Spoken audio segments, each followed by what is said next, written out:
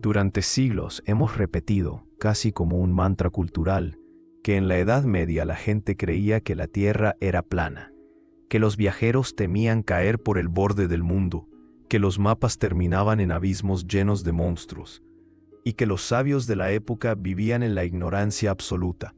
Pero, ¿y si todo eso fuera falso?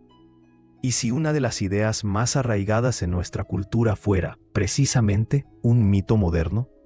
Hoy vamos a desarmar una de las creencias históricas más extendidas y probablemente una de las que más distorsionan nuestra visión del pasado.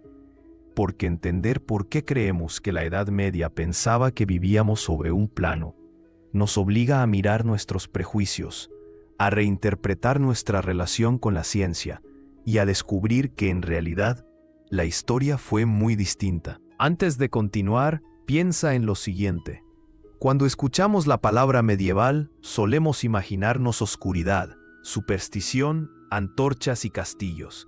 Y junto con eso, imaginamos una población que no sabía nada del mundo. Pero, ¿qué pasaría si te dijera que ya en el siglo XI, XII o XIII había universidades donde se enseñaba que la Tierra era esférica? Y más aún, ¿qué pasaría si te dijera que esta idea era aceptada desde mucho antes, incluso desde la antigüedad clásica? La pregunta entonces se vuelve más interesante. No es si la gente creía que la Tierra era plana, sino cuándo surgió la idea de que lo creían. Porque alguien la inventó, alguien la refinó, y alguien la difundió tanto que hoy casi nadie la cuestiona. Así que vamos a viajar en el tiempo, pero no solo hacia la Edad Media. Vamos hacia Grecia, hacia el Renacimiento, y hacia la construcción moderna de la ignorancia. Y al final, verás que la historia no solo es más compleja, sino mucho más fascinante.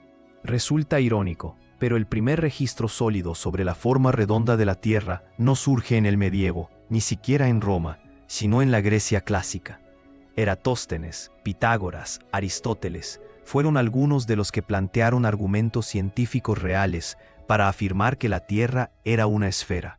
Observaban eclipses, estudiaban sombras, analizaban estrellas, y a partir de eso, concluyeron algo extraordinario para la época. La superficie que habitamos no es plana, es curva.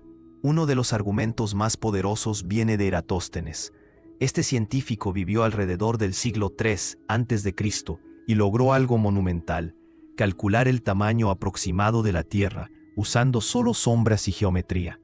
Imagina esto: 2 ciudades distantes, un palo clavado en el suelo, 2 mediciones angulares y un resultado sorprendentemente preciso, con un margen de error mínimo. Para alguien sin satélites, sin aviones, sin telescopios modernos, era casi magia, pero era ciencia. Ahora aquí viene el punto clave. Ese conocimiento no desapareció. No se perdió en un abismo medieval como muchos creen. Se copió, se tradujo, se llevó a instituciones y monasterios durante siglos. De hecho, los textos de Aristóteles y de Ptolomeo se convirtieron en referencia obligatoria en universidades medievales. Y esto nos lleva al primer gran giro narrativo. Mientras muchos creen que la Edad Media fue una época de oscuridad intelectual, la realidad fue lo contrario. Hubo universidades, sistemas de enseñanza, manuales y discusiones académicas acerca de la forma del mundo. Y durante ese periodo, la Tierra esférica era el estándar, no una teoría marginal. Pero entonces, ¿de dónde salió la idea del mundo plano? ¿Quién la introdujo en la conversación histórica para hacérnosla creer durante generaciones? La respuesta nos lleva a un momento sorprendentemente reciente. Hay que avanzar hasta el siglo XIX, donde varios autores, especialmente dentro del mundo anglosajón, comenzaron a reconstruir una narrativa simplificada del pasado. Necesitaban contrastar algo, y ese algo era la oposición entre ciencia moderna y supuesta ignorancia medieval. Si el pensamiento de la Ilustración quería mostrarse superior, necesitaba crear un enemigo intelectual, y ese enemigo fue la Edad Media. Nace así la imagen colectiva de monjes señalando mapas, afirmando que navegar más allá del horizonte era peligroso porque el mar terminaba. nace la idea del navegante medieval que se negó a explorar por miedo a un precipicio oceánico. Y nace también la figura caricaturizada de Cristóbal Colón, demostrando contra la sabiduría popular que la Tierra era redonda, cuando en realidad, y esto es increíble, los expertos medievales ya lo sabían. Colón no convenció a nadie de que vivíamos sobre una esfera. Lo que él discutió fue el tamaño del planeta, porque los cálculos de Eratóstenes indicaban una Tierra más grande, demasiado grande para cruzar con las naves de su tiempo. Y curiosamente, los expertos medievales tenían razón. Si América no hubiese estado allí, Colón nunca habría llegado a ningún continente. Aquí hay un punto que nos obliga a repensar nuestra memoria histórica. No solo hemos imaginado mal lo que la gente creía, también hemos construido héroes sobre falsos antagonismos, porque Colón no derrotó una superstición medieval, navegó pese a cálculos que minimizó y que casi le cuestan la vida. Pero entendamos algo importante. ¿Significa esto que no existían personas que creyeran en un mundo plano? No exactamente. Existían, pero representaban una minoría. Eran posiciones religiosas aisladas, interpretaciones literales del Génesis, lecturas simbólicas de textos antiguos. Hubo autores cristianos que defendían un mundo plano, sí, pero no dominaban el pensamiento oficial. No estaban en la cumbre académica. Eran marginales frente a la cosmología esférica enseñada en universidades como París, Bolonia, Oxford, Valencia o Salamanca. Entonces, ¿por qué triunfa el mito moderno de la Tierra plana medieval?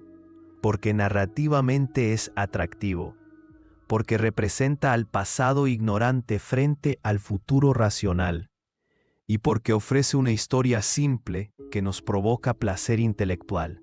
Creer que somos más inteligentes que quienes vivieron antes. Creer que ya entendimos lo que ellos ignoraban. Creer que nuestra época es el punto culminante de la evolución cultural. El mito funciona como espejo. Pero volvamos un momento al pensamiento medieval. ¿Cómo sabían que la Tierra era esférica, sin satélites, sin fotografías espaciales, sin mapas globales? Hay varias evidencias fascinantes. Una de las más mencionadas es la forma en que desaparecen los barcos cuando se alejan del litoral. El casco desaparece primero, luego los mástiles y por último, la pequeña bandera. Esto no ocurre en un plano infinito, solo ocurre en una superficie curva. Otro argumento clave era la sombra terrestre durante los eclipses lunares. Cuando la Tierra se interpone entre el Sol y la Luna, proyecta sobre esta una sombra circular. Y hay solo un objeto tridimensional que proyecta sombras circulares desde cualquier ángulo, una esfera. Estas pruebas eran enseñadas como principios geométricos, no como afirmaciones teológicas. Eso marca una diferencia enorme respecto a cómo imaginamos el pensamiento medieval. En el siglo XIII aparece una figura fundamental, Tomás de Aquino. Este filósofo integra a Aristóteles dentro de la visión cristiana del mundo. No solo acepta que la Tierra es esférica, lo argumenta y lo incorpora a su modelo teológico. Algo que hoy se pasa por alto, pero que fue decisivo. Si un autor central de la escolástica medieval afirmaba la esfericidad, entonces no era una idea discutible en los ámbitos universitarios. Y aquí abrimos otro bucle, porque esto explica algo más profundo. La Edad Media no fue una etapa donde religión y ciencia vivían separadas. Tampoco una época donde una anulaba a la otra. Fue un sistema unificado de pensamiento. Si algo era científicamente razonable, entonces debía ser integrado dentro de un marco espiritual. Por eso la forma esférica no fue problema. Al contrario, era parte del diseño del cosmos. Ahora detengamos la historia y avancemos nuevamente al siglo XIX. Allí aparece una obra clave. Historia de la lucha entre la ciencia y la teología, de John William Draper, y poco después, un libro de Andrew Dickson White. Estas obras no solo narran el conflicto, lo construyen. Allí nace el relato del sabio medieval ignorante. Allí nace el error educativo que se lleva a las escuelas. Allí se populariza la idea de que Colón luchó contra supersticiones colectivas. Y allí comienza a enseñarse que la Edad Media fue una edad oscura, cuando en realidad fue el terreno de formación para la revolución científica posterior. Y entonces, ¿por qué hoy, Siglos después, ¿seguimos creyendo que la gente imaginaba un mundo plano? Porque un mito sencillo se aprende más fácil que una historia compleja, porque un antagonismo dramático atrapa más que la cooperación intelectual real, y porque hay algo psicológicamente cómodo en ver al pasado como inferior. Nos valida, nos tranquiliza, nos hace sentir que hemos progresado inevitablemente. Pero aquí hay una ironía final. Hoy existen grupos que defienden que la Tierra es plana, grupos reales, visibles en Internet, con foros, conferencias y canales dedicados a ello. Y aquí está el giro. La edad de la modernidad genera los mismos argumentos que atribuimos falsamente a la Edad Media. Y esto revela algo inquietante. El conocimiento no es lineal, no avanza de manera homogénea, no depende solo de hechos científicos, sino también de relatos culturales. Creemos lo que nuestro contexto nos facilita creer. Tal vez en eso la Edad Media nos deja una lección profunda. Si durante siglos se enseñó que la Tierra era esférica, sin telescopios espaciales, ¿cómo es posible que hoy, con fotografías satelitales, experimentos verificables y modelos matemáticos disponibles, aún haya personas que lo discutan? La respuesta es que la verdad no se impone por evidencia, se impone por narrativas, y ahí reside el poder de revisar el mito. Hoy desarmamos una creencia extendida por generaciones. Ya no se trata de si Europa medieval creía en un mundo plano.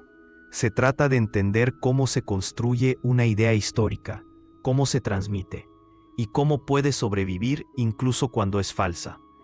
Y si te interesa seguir desmontando mitos que nos alejaron de la comprensión real del pasado, suscríbete y acompáñanos en este viaje, porque la historia no solo registra hechos, registra la manera en que los interpretamos. Y a veces entender el error es la forma más fascinante de aprender.